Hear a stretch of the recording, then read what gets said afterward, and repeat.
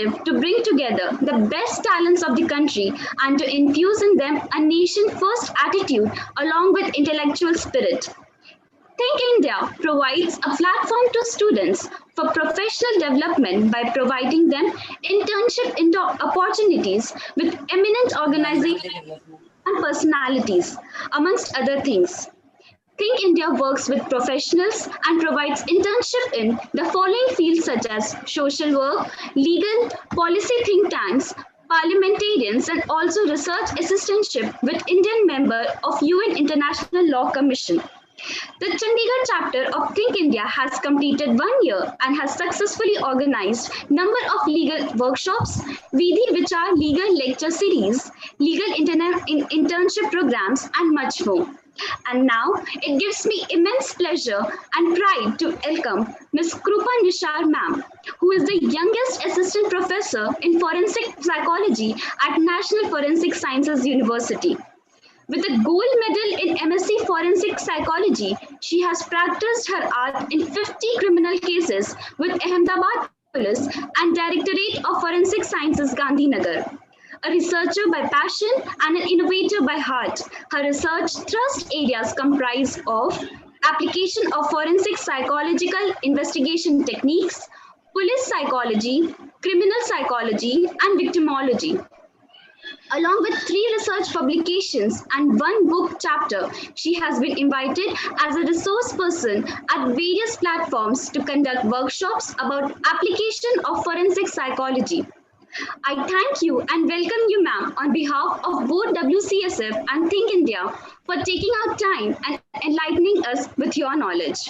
I would request the attendees to kindly mute their mic and keep their cameras off.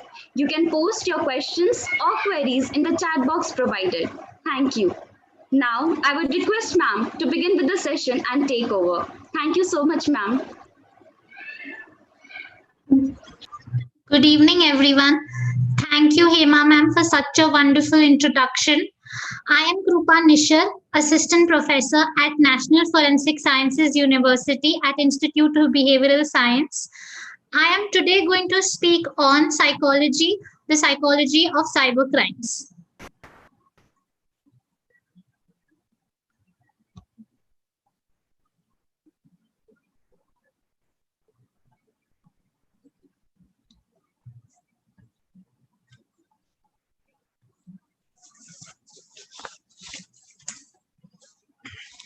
So we all know internet has been the revolutionary invention of the 20th century.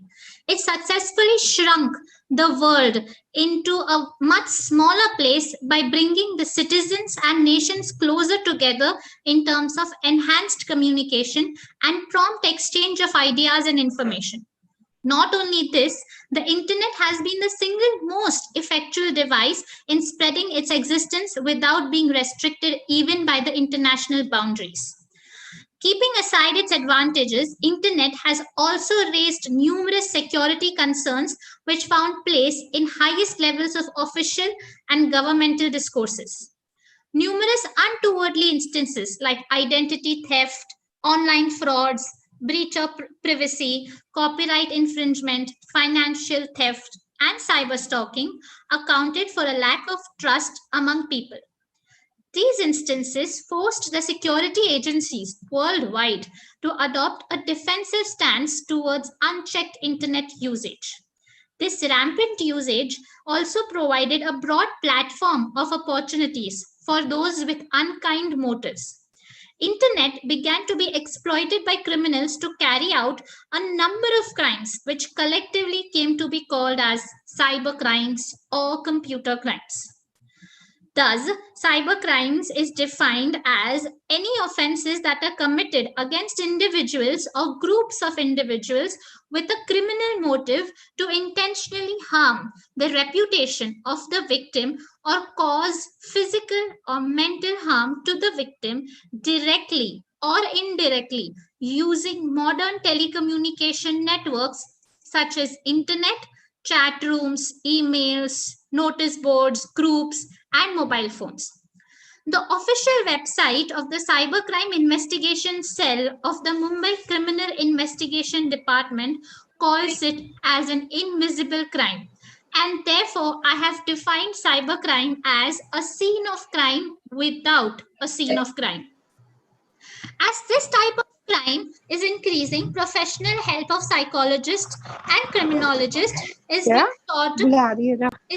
being sought to construct reliable psychological profiles of hackers and cyber criminals so as to boost the defensive strategies.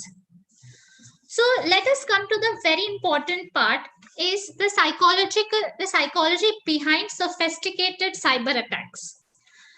Trust and influence is the foundation of the cyber world. Trust and influence are intertwined, and we allow ourselves to be influenced by those we trust, but we also can elicit trust by wielding influence skillfully. Dr. Robert Cialdini's book, Influence, the Psychology of Persuasion, has outlined a number of psychological elements that understand influence. First is the principle of liking. People tend to form trust with those they are attracted to, both physically and emotionally. Now, I would like you all to picture a post on a Facebook post which has a very pretty girl, and her eyes are directly turned to the camera, and she has a beautiful smile. Now, this image has been directly lifted from a pornography related site, but it is unknown to us. But because this picture is so beautiful, we tend and we are encouraged to follow her, and therefore the principle of liking is applied here. Next is social proof. People are motivated more by what others do than a perceived or even quantifiable benefit.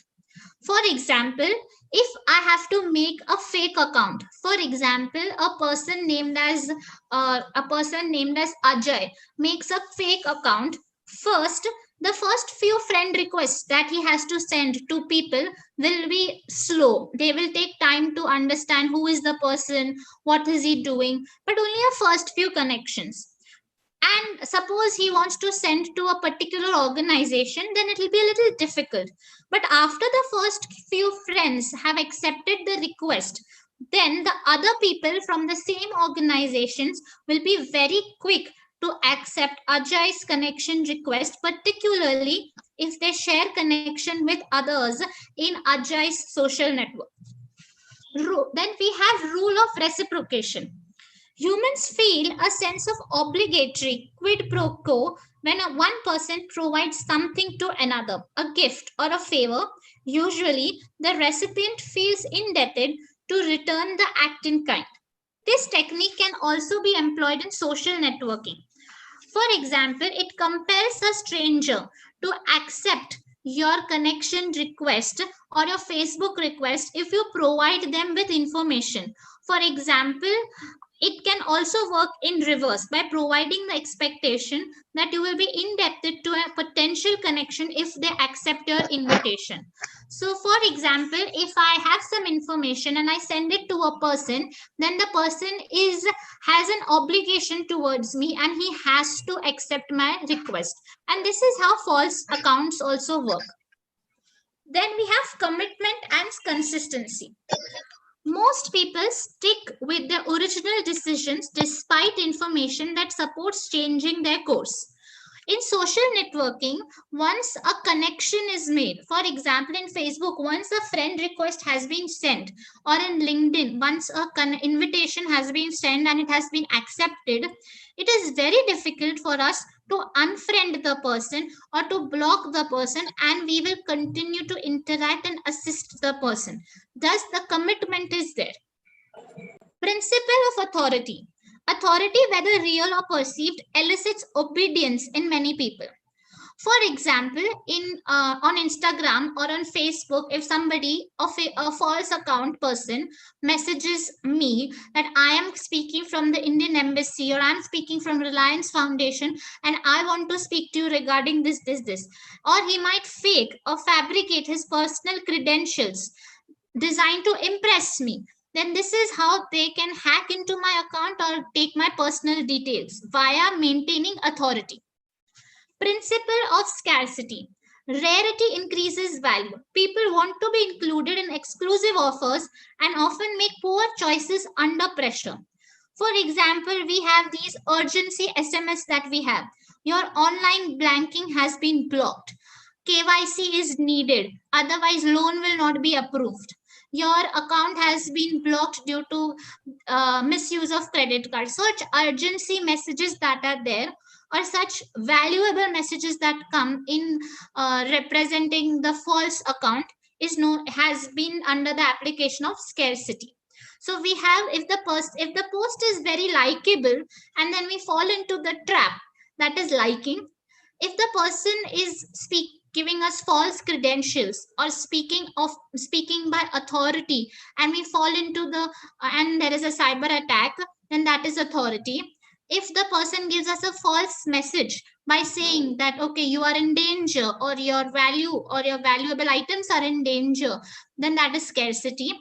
If the person has given us some information and tells us, okay, please accept my request now, that is reciprocation. If the person, we have sent the invitation and the person accepts it, and now we are committed to the person in social media, then it is difficult for us to unfriend the person. That is commitment. And social proof is that once we know that his friends are from my community, or my company, then it's easier for me to accept the friend request of the false account person also. That is social proof. Now, similarly, a hacker profile model was also made to understand the relation between offender's characteristics, environment, his or her success, and the modus operandi during the attack. It assumes the existence of a dependence between the modus operandi of the perpetrator and central elements identified in him or her. So it actually matches the offender's characteristics to the modus operandi. What do I mean by modus operandi? Is the method of attack, or how he is attacking the person in the cyber world. So the first factor and the second factor is biological factor and the external environment. Biological factor is a set of characteristics which is physical traits of a person or injuries of the person. It has been seen that in hackers that they mostly suffer from dyslexia or dyscalculia. Then when we talk about external environment, it encompasses family influence, education process, relations with peers, school environment, professional work.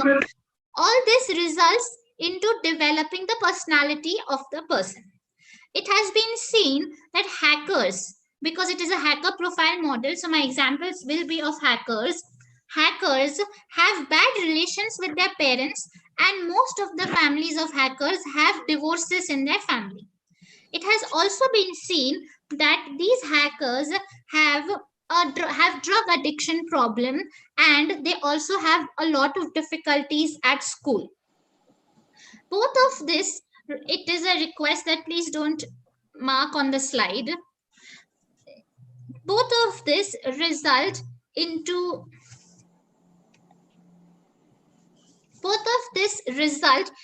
intelligence, personality, social abilities, technical abilities, and internet addiction. Intelligence here is an ability to reason, analyze, and think logically, which are very important element in the effectiveness of an attack. For example, it has been seen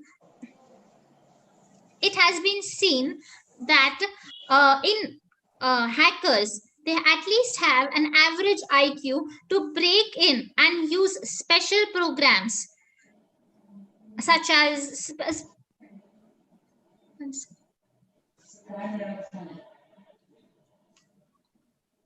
okay, sorry.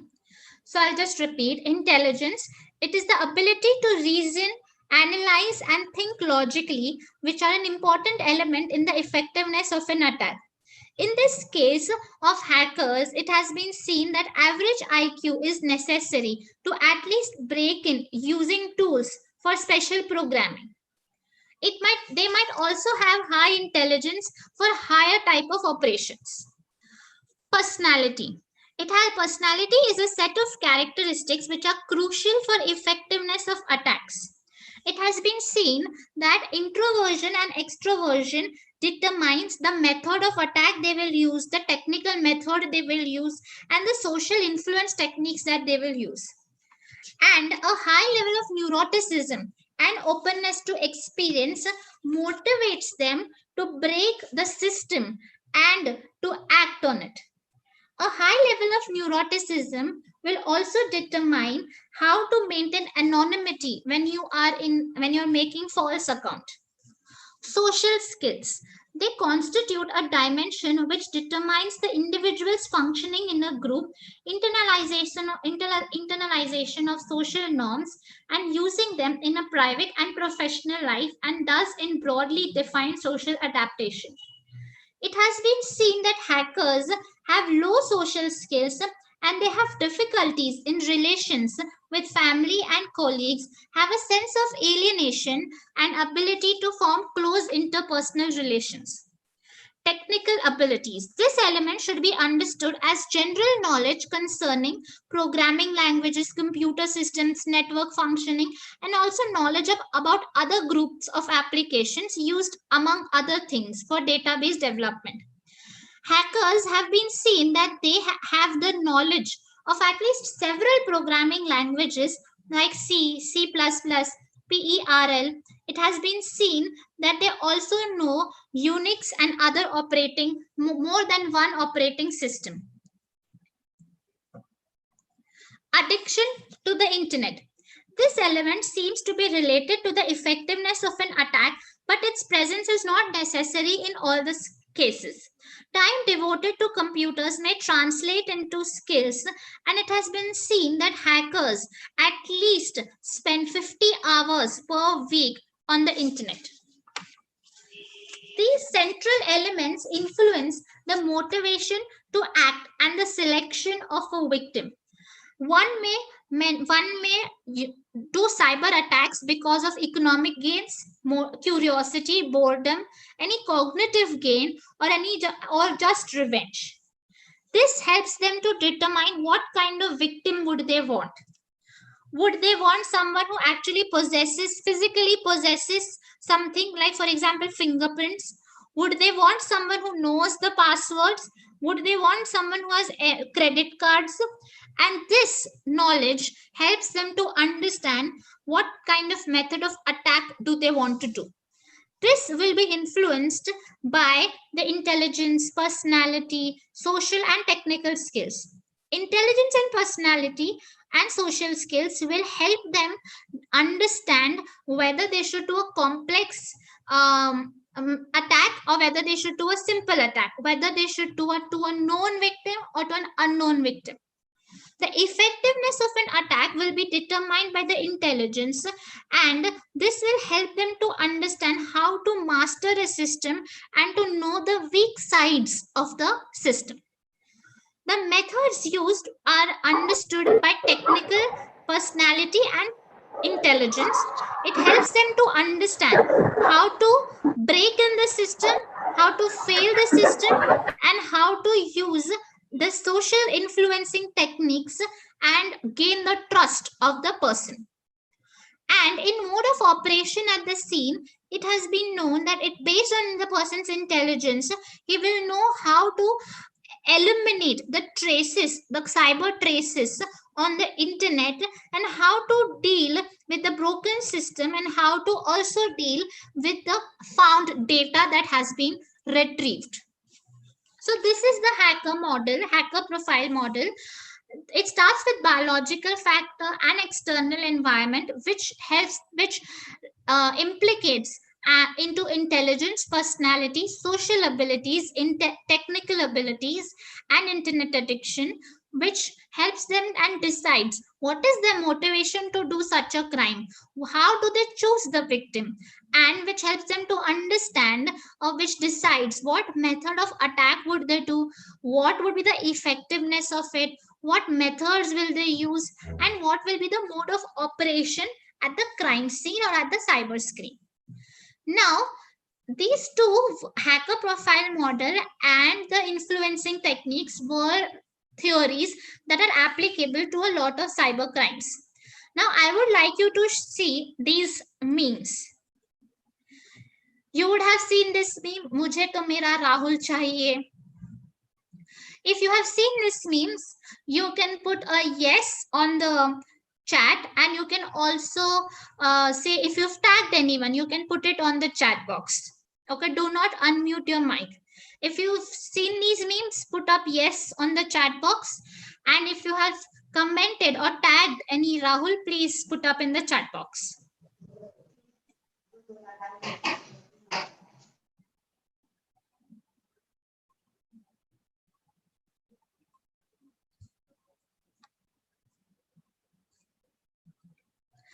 You must have seen this also. शादी करूंगी तो सिर्फ राहुल से. If you would have seen this. Have you seen this also? If you have seen, please put a yes. And if you've tagged any Rahul, please say yes.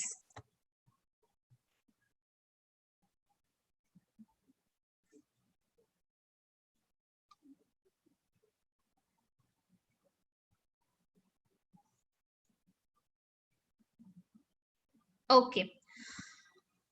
Why have I shown you these memes? If you've seen these memes, or if you've tagged anyone, you are a victim of, or you have fallen into the trap of cyberbullying. That is, you have fallen into the trap of racism. That is, you have commented, and you have commented about racism over here. You have body shamed someone, and this girl over here is a transgender, and you were not literate enough to understand this. You, as in the people who have tagged all this. Why have I mentioned this? Now, if you would have seen this meme or this comment, why Alia Bhatt is using phone? ये भी कोई time होता है क्या record करने का? This comment came during the death of Rishi Kapoor, when Alia Bhatt was using her phone. Now, people assumed that she was recording and she was Snapchatting. But at that time, she was calling the daughter of Rishi Kapoor, who was not in Mumbai, and she was video calling her so that she could see what was happening. There was a beautiful picture, and someone commented, "You are so ugly and you're so stupid." There is a girl. This is a Scoop Whoop. This is a Scoop Whoop article. You all must be knowing Scoop Whoop. It's a famous web page in Facebook. Suchitra Krishnamurthy gets sexually abused on Twitter for complaining about Azan. Okay, on such an article, people commented, "She's a drama queen. She does not have to cry. She always keeps on crying. Failing actress raises a complaint about a non-issue, gets what she deserved. Good." Somebody commented over here, "You are ugly." Somebody posted this comment on somebody's profile and said, "You're ugly and fat. You have no friends and no one will ever love you. Why even bother coming to school anymore, freak?" And people have commented, "Yeah, what an effing loser. This is totally true. Ha, loser, hit the nail. Thank goodness I don't have to see that person." These are all forms of cyberbullying. Why have I taken this specific crime? You would mention, you would tell me, "Ma'am, why haven't you taken any cyber fraud or phishing or all these major cyber crimes?" But cyberbullying is one such crime that we all do indirectly or directly. We all have cell phones, and we have all become a victim, or we are all perpetrators of cyberbullying. I am sure one of us must have commented something like, "You are so ugly," or "Why are you posting this?" or YouTube, on Facebook, or something. We have made fun of people online. So this all accounts in cyberbullying. Cyberbullying is the use of technology to repeatedly and intentionally harass, hurt, embarrass, and humiliate or intimidate another person. We are all 90s children, okay? In 90s children, you remember we used to spend time playing with our friends in neighborhood unmonitored in absence of our parents. Similarly, young children now engage with each other in the cyber world, talking to each other, talking with each other, and talking about each other without adult monitoring. While technology allows young people to connect with each other in meaningful ways, such as the opportunity to share ideas, the unsupervised nature of the cyber world has led the youth to use technology to harass, threaten, embarrass, or target another person. The most common places where this happens is Facebook, online chatting, SMS, online games, email, or online platforms such as Reddit. The cyber and therefore cyber bullying includes sending or sharing negative, harmful, false, or mean context or comments about someone. It may indulge sharing private information about someone and causing embarrassment or humiliation. The prevalence of on social media and digital forms, these comments and posts shared by individuals and cyberbullying can be viewed by strangers and acquaintances. And therefore, this results in some special concerns that we have to understand. First, it is persistent.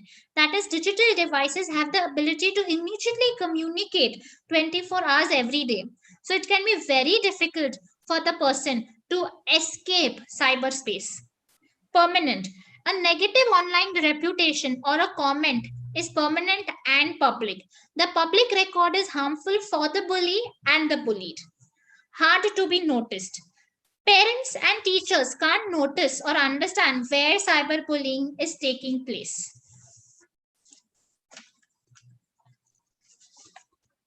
So, forms of cyberbullying include harassment. Much like offline harassment, online harassment includes sending abusive or offensive messages to an individual or a group.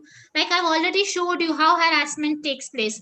Some picture is kept, a person who's an African lady, and because she's not pretty according to those harassers or according to those cyber bullies, they will tag people and say, okay, Rahul tujhse shadi kar le.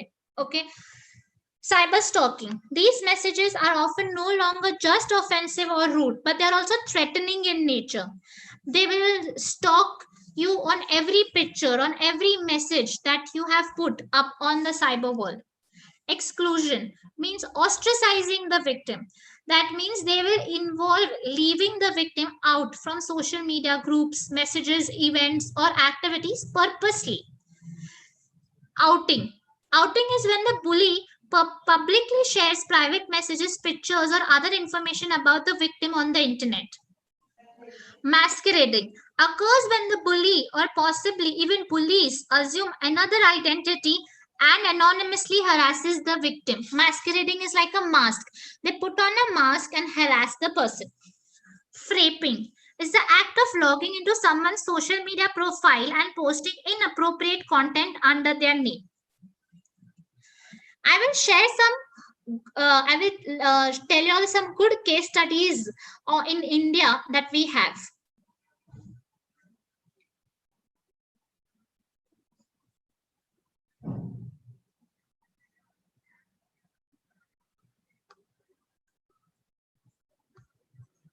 Okay.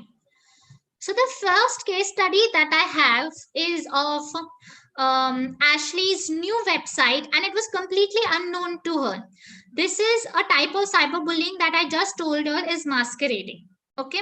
Now Ashley was living in Kolaba, and she, just like any other kids, had a good friends, had a good friend group, and she was only 11 when she began taking photos of her.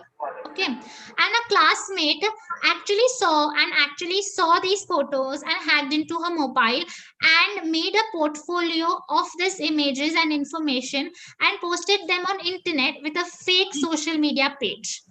The topic was Ashley's, and the website page was made to look as if Ashley posted everything herself. Then slowly and steadily, the data was so detailed that it included her school name, her home address, her family information, birthdays, and everything. Excuse me, ma'am. Yes. Ma'am, your PPT is not visible, ma'am. Yeah, it's okay. I have unshared the PPT right now. Okay, ma'am. Okay, no problem. Yes. So, as I was saying, Ashley's had a classmate of hers, when she was 11, a classmate of hers began taking photos of her. Now, these images were then made a part of a portfolio of information posted on the internet with a fake social media page. This page included everything: her school name, her home address, her family information, birthdays, everything. Worse, all the data was said to be wide open to the public without any filtering or restriction. And soon, Ashley began to be ostracized by her friends at school. Ashley had to actually cancel her admission in that school and enroll in a different school to again start from fresh. This was the first case where the damage was not so much, but she actually had to change her school. The second case study is of Jessica. Her nude photo were leaked online. She's an 18-year-old high school senior who sent nude photos of herself to her boyfriend. After the couple broke up, the boyfriend sent the photo that was only meant for him to hundreds of group chats, and people started commenting on her like porn queen, and the taunting continued on Facebook and through text messages. Jessica was so miserable and depressed that she was afraid to go to school and started skipping classes as well. 2 months later, Jessica committed suicide. The third case study is about emails from an unknown sender. At the beginning of the school year, Sarah had moved into a new school. Sarah was very popular, but her parents started to notice that she was becoming depressed and very antisocial. Sarah's parents suspected something, and Sarah was very reluctant to talk about it. Sarah decided to check her email after returning home from school. She had one email from a person that she did not recognize. Inside the email was an embarrassing picture of Sarah in the lunchroom eating. Immediately, Sarah realized that this picture was the reason that all the students had been laughing at her when she arrived at school that day. Another student must have taken this picture in the lunchroom at school and sent it to everyone in her class. Sarah was alarmed and began to cry. She immediately deleted the email. As the weeks passed, the incidents escalated. Sarah received more and more embarrassing emails from the person. She was too humiliated to tell her parents about it, and she was clinically diagnosed as depressed. The fourth case study is about hateful text messaging. Her name is Geeta. Now, Geeta was a high school student who started getting rude text messages from her friend, and such as, "I hope you die soon, you're very ugly, we don't like you, please cancel her admission from the school." Geeta's parents never talked about bullying to her or never told her about how to handle such behavior. Soon it was seen that Geeta had a very worse emotional toll on her health. It was such that she had to be taken to the school counselor to understand what was going on with her. She was so devastated that soon she began to withdraw from her friends and her active social life. The fifth case study is about rumors and exclusion. It was about Ryan. Now, Ryan had experienced bullying in the 5th grade because of his poor physical condition. By this time, he had made it to the 7th grade, and Ryan was begging his parents to homeschool him or to move his school. Boys at school also started rumors that he was gay. Over the summer, he worked on establishing a relationship with a popular girl from his school online. She told him in front of all her friends he was a loser and everything she had said to him online was a lie. The girl had copy pasted all the instant messages and sent it to a friend and humiliated Ryan in front of the school. The humiliation was so bad that Ryan took his own life. The last case study is about the new kid at school. We've always had some new children at our class. Then this new person, his name was Henry. He was a sixth grader, and one day as he was browsing his social media site, students called him the fat nerd. He posted a reply expressing his dismay. The posting became nastier, and soon students were making loud comments in the lunchroom and even on the playground. Henry had to endure many weeks of feeling humiliated and hurt before anyone realized what was even going on.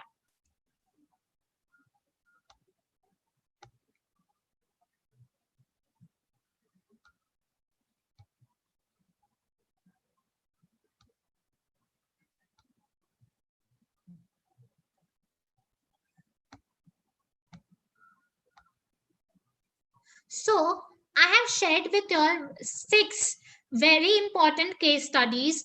One is Ashley's new website and unknown to her, how somebody took photos of her and posted on a social media page and humiliated her. Second is a nude photo leaked online, which resulted into suicide.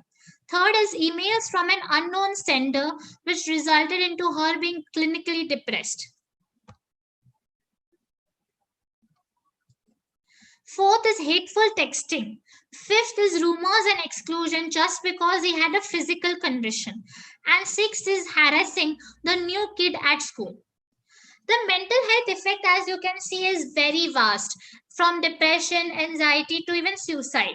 Physical health takes a toll. The person becomes extremely stressed, and emotional health also becomes worse. That is, the person starts feeling embarrassed, also starts feeling shy about it and ashamed. What are the signs that you might understand that the person has been a victim of cyberbullying? The person becomes emotionally upset, is very secretive about one's digital life, withdraws from family members, friends, avoids social gatherings. The grades of the person starts slipping. There are changes in mood, behavior, sleep, appetite. Does not want to use the computer or the cell phone, gets very nervous or agitated when there is a digital message or an email, avoids any discussion online. So, what are the psychological characteristics of such a cyberbully? I would like to make a comparison over here between traditional bullying and cyberbullying. Traditional bullying that we've all seen and we've all been experienced is mostly premeditated. That is, it's planned and it's not impulsive. We plan it, we take decisions. But it has been seen that cyberbullying is not pre-planned and is very impulsive in nature. Traditional bullying is more predictable, and cyberbullying can happen anytime and anywhere. Traditional bullying is often limited to certain places only, like the playground or the school or the tuition teacher's house. But cyberbullying is technologies everywhere.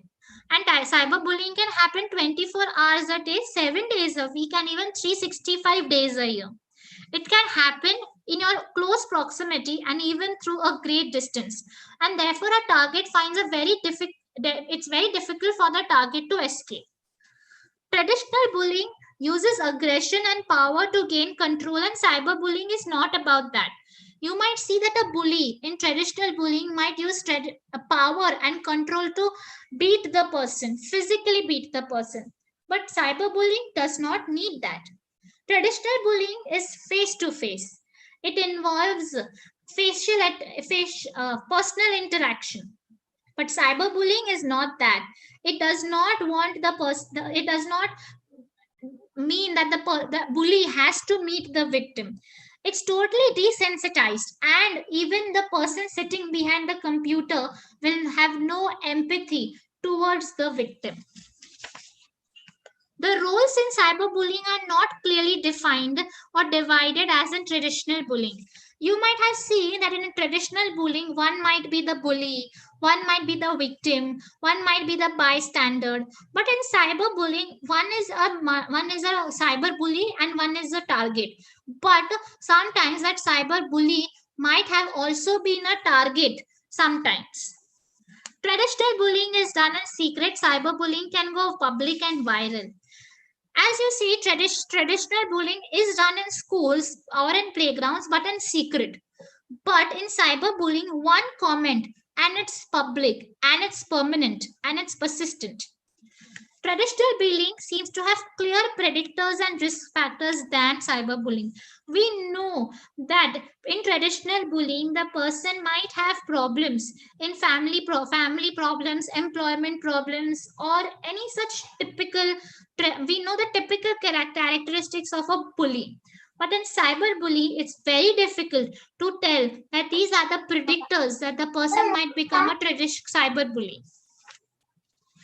So what happens in the head of a cyberbully? What is the psychology of the cyberbully? There are 5 factors over here. Intention. That is what intention refers to what the victim perceives the perpetrator's actions are trying to accomplish. But due to the nature of cyberbullying, it's very hard to understand if the individual who is bullying is intentionally trying to hurt the person or is just doing for time pass. Repetition. We do not know if the person will repeat this thing or not, but it's for sure that one comment or one comment made on the person's picture will be there for years to come. Power imbalance. It is impossible for the person to remove such harmful content from the in the cyber world. Yes, the person can delete it, but because of the comments, it has been so much public that it becomes difficult to overcome the impact that it has made. Anonymity. It's a whole new aspect. Anonymity allows the cyberbully to hide behind the veil of the internet and where he can victimize the individuals. He cannot see what the victim is going through, and therefore it becomes easier for the person to bully or threaten the person. And finally, cyberbullies tend to present their victims to the larger audience possible, that is publicity. It has been seen that individuals who are cyber bullies the motives of them can be defined as internal or external. That is, internal is can be characterized as revenge or making themselves feel better, jealousy, instigating somebody, just be boredom, or just wants to seek approval of the person. Or internal, that is, there are no such, or external, there are no such consequences of that. It's not confrontational, like I don't want to have an argument over it. It has been seen that bullies mostly have internal motives rather than external motives. The last but not the least psychology theory that I'm going to talk about, it's a criminology and a psychology theory, is the space transition theory that explains the nature of the behavior of the person who brings out their conforming and non-conforming behavior in the physical space and the cyberspace. Space transition involves the movement of the person from one space to another. There are 6 postulates that I'm going to talk, 7 postulates that I'm going to talk about. First is persons with repressed criminal behavior have a propensity to commit crimes in cyberspace which otherwise they would not commit in physical space due to their status and position. This is the first factor that I'm talking about.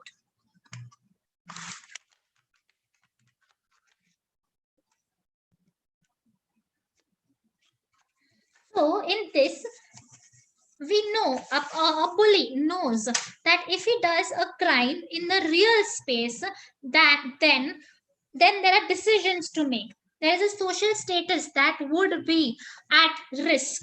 There are laws that are going to pull him down. But the tendency of individuals to behave in this manner is only relevant in physical space. If the same individuals move to cyberspace, they will be least concerned about their social status because there is no one to watch them and there is no one to stigmatize them. There is no one to tell them, okay, you are doing this, this is wrong. So there is no social shame or humiliation that the person would have to face if he's in the cyberspace. So in the cyberspace, in the physical space, as you can see, I'm underlining this, there is existence of norms and values which are are not there in the cyber world. Second is identity anonymity with no deterrence factor. In this second one, in this proposition, it is described that anonymity has a disinhibition effect. Now, because I know that no one knows me, I have a false account, it can work two ways. First, that because no one knows me, I can harass the person, or I can even torture the person, I can abuse the person. Also, I can be brutally honest and talk about my personal issues. So anonymity helps us to disinhibit our layer that we have. Now, it also gives an opportunity to the person to separate their actions from the real time world and identity, because there's a sense of safety over there about the consequences of their action. Another serious concern is that one can never know with whom she or he is interacting. There is a sense of false identity over here, which you will not discover immediately. So, for example, we have matrimonial frauds. For example, if a person creates an attractive profile of a woman and flirts with the person, we fall for the person. There is a liking for the person. As I told you, social influence is taking place. So, there is anonymity over here. One of the key factors is also deterrence. When I'm out in the physical world, there are laws to deter me to do a crime. But in the cyberspace, because I can commit crime even at the remote places where no one will catch me, or there is nobody who can know that I am doing this crime. Then the third is closed society. That is, criminal behavior of offenders in cyberspace is likely to be imported to physical space, which in physical space may be exported to cyberspace as well. With the arrival of crime analysis mapping methods, it is a major chunk of people have committed theft, extortion, stalking, robbery, have moved to cyberspace to commit the same crime. So, a theft that happened at your home, for example, in coronavirus, a lot of theft and robbery are not taking place, but the same people who are robbers will now move to cyberspace to commit the same crime. Why? Because in traditional crimes there are a lot of risks involved, but in cyber crimes you can cover up the criminal activity that you are doing. Fourth is intermittent ventures of offenders into the cyberspace, and the dynamic spatio-temporal nature of cyberspace provides the chance to escape. As you can see here, the intermittent spatio-temporal space. The characteristics of cyber crimes vary from traditional crimes here. Why? Because in traditional crimes like murder or robbery, I can only commit a crime at one place at one time. But in cyberspace, because of the dynamic nature, I can commit a crime at a distance that is 1,000, 2,000, 5,000 kilometers away from here, from one state to another state. Person sitting in Kashmir might do a cyber crime at Kanyakumari and no one would know about it. At any part, so the location and the time of the space is not mentioned. Strangers. The next one that I'm talking about is cyber world strangers. Strangers are likely to unite together in cyberspace to commit crime in physical space, and associates of physical space are likely to commit crime in cyberspace. It has been seen that the internet has become the effective medium for criminal recruitment and dissemination of criminal techniques. We know that ISIS is a classical example over the terror organization.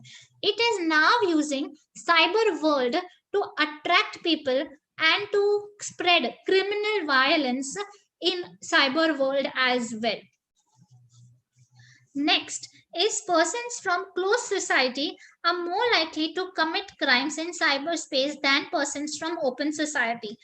It has been seen that the assumption that people from open society have a large number of numerous options to vent out their feelings, such as anger, protests, and demonstrations. But in closed society, they do not have such avenues to ventilate or to pent up their emotions. So they have online hate messages or cyber terrorist activities. The conflict of open society and closed society. That is, in an open society where freedom of speech is available, cyber crimes might be less. But in closed society where freedom of speech is not available and where anger is not allowed to come up or to be allowed to express, cyber crimes are there. The conflict of norms and values of physical space with the conflict and norms of cyberspace. The last one argues that cyberspace has its own norms and values. Cyberspace is an international space where people from several nations work together, and the behavior of people in cyberspace is not uniform, and therefore it varies from person to person, and it can lead to conflict among people in cyberspace. And therefore, now I'll conclude this theory by saying that people who do crime in physical world tend to do the similar crimes in cyber world. A robber right now in coronavirus cannot go to anybody's house because everybody's in their house. There is no way that the person can do any kind of robbery, and therefore the person might shift to a cyber world. A person who is in a closed society might do a major crime rather than in an open society. It is very important that the person is very anonymous, and because of his anonymity there is no deterrence factor. He is not deterred to do crime. There are no rules, regulations in the cyber world, and therefore the person has no norms to do it. His behavior is not formulated by any norms. And because as in physical world we have associates and we form a criminal gang, in the same way in cyber world we have associates and we form criminal gangs. And thus this is my last slide with this comic, that since you stole my identity, I thought I would bring you the rest of my package. Thank you so much for this wonderful time that you have given me.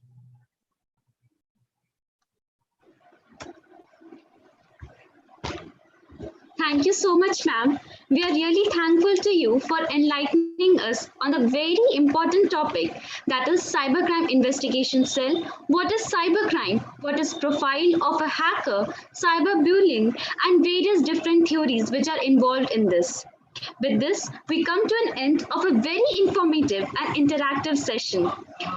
I, Hema Modi, would like to thank WCSF team and Think India Chandigarh for putting up such an informative and effective webinar. Last but not the least, I would like to thank each and every attendee for being such a wonderful patient and audience. Thank you. I would request all the attendees to switch on their cameras so that we can have a group picture with all. Not extending much of your time, ma'am, we will be glad if you can share your feedback with us. Yes, we can take some questions up if there are there. Sure, ma'am. Attendees, if there are any question, you can put up in the chat box and ma'am will be addressing that. By the time we can have your feedback, ma'am. Yes, so actually, as a forensic psychologist, we normally deal with traditional crimes more than cyber crimes, and this opportunity has helped me understand more about the dynamic nature of cyber crimes and the dynamic nature of how actually criminals work in the cyber world. So thank you so much, Akash sir, WCSF, and also Hema ma'am for helping us, for inviting me to this forum and giving me a chance to speak about psychology of cyber crimes. Thank you so much, ma'am. All are requested to please switch on the camera so that we can have a picture with everyone. Also, if any attendees are willing to share your feedback, we can have your feedback also. How did you like the session?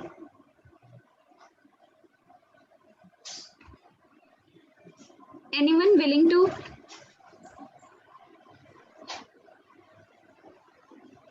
There are two questions. Is what is the process when someone who is using fake account threatened you? So the IT Act has a lot of rules and regulations, such as there are from section 50 to section 70, there are a lot of there are a lot of sections that talk about how if a person humiliates you, or how somebody uses your fake pictures, or there is anybody has sexually exploited you, then the person can go and report it to the cyber cell also.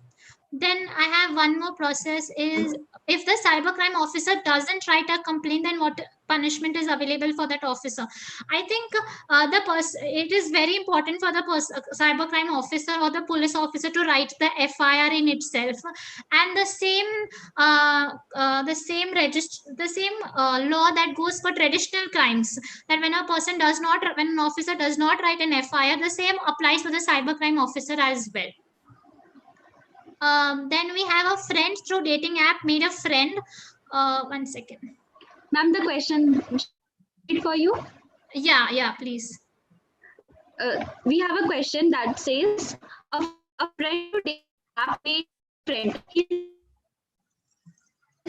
called and told the parcel need to be. Hema ma'am, your voice is breaking actually. I'll read it. A friend through dating app made a friend. He sent a gift. Then a local person told the parcel needs to be prepaid. The girl pays for it 35,000. After that, the local person says you need to make 1 lakh as the parcel contains money and can settle the matter. Okay. And if she pays 50,000 more. As you said, in cybercrime, no one can catch hold, but as far as I know, we can track them and get their IP. Yes. So what? Okay. So first is Mahavir sir's question. His question is whom to complain and the process, ma'am. So I am not sure about the dating apps still. I will have to read upon it. But in every city, in major metropolitan cities, as well as in every police station, we have a cyber cell. Like we have a terrorism cell. We have, in the same way, we have a cyber cell, and you can go and complain to that cyber cell. But I'm not sure about dating apps as such, whether that dating app comes in the IT Act or not. And we have one more question. As you said, in cybercrime, no one can catch hold of you, but as far as I know, Meghna knows, we can track them and get their IPR address. That is true, Meghna. So once when I had worked in the cyber cell, you suppose any person suppose there is a person. So there are a lot of cases that I saw in cyber cell. I'll tell you. So suppose somebody tries and extorts money from you on a social media site, like from Gmail or from Facebook. Then from the IP address you can track the person. That is true.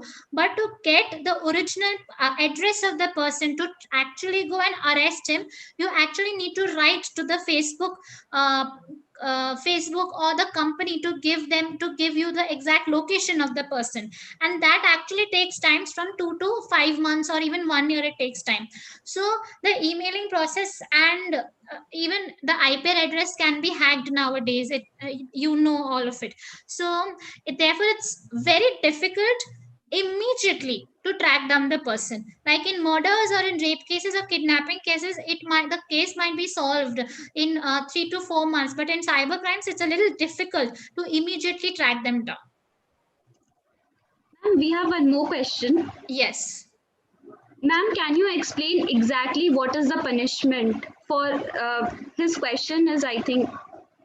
Yes. So I think officer doesn't write a complaint, then what punishment is available for that officer? What is that punishment? I think the person has according to the you can say the intensity of the crime, or the intensity of the complaint, or the intensity of his action, the punishment will depend. So it might go as far as suspension of his post, or it might just be as far as suspension, total permanent suspension, or temporary suspension. So it can be as varied as that. Depends on the complaint and depends on the action that has been taken place.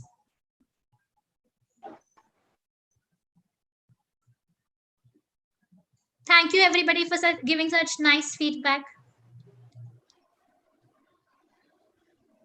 Feedback, thank you everyone. Feedback form will be shared in the chat box. All the attendees are requested to fill in the form to receive our certificates.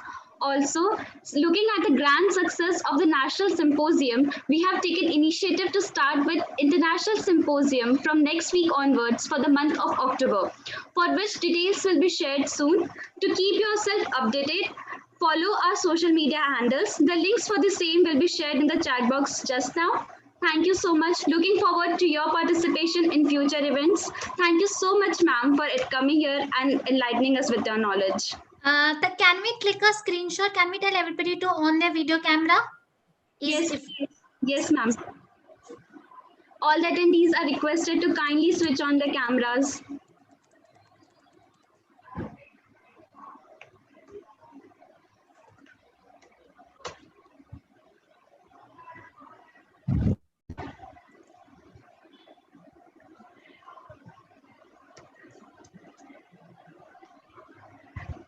Thank you so much, everyone. The links have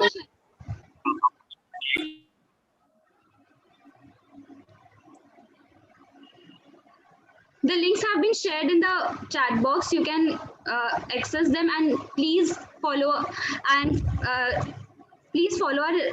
social media handles to get updated for the future events of our World Cybersecurity Forum. Thank you so much. So much, ma'am.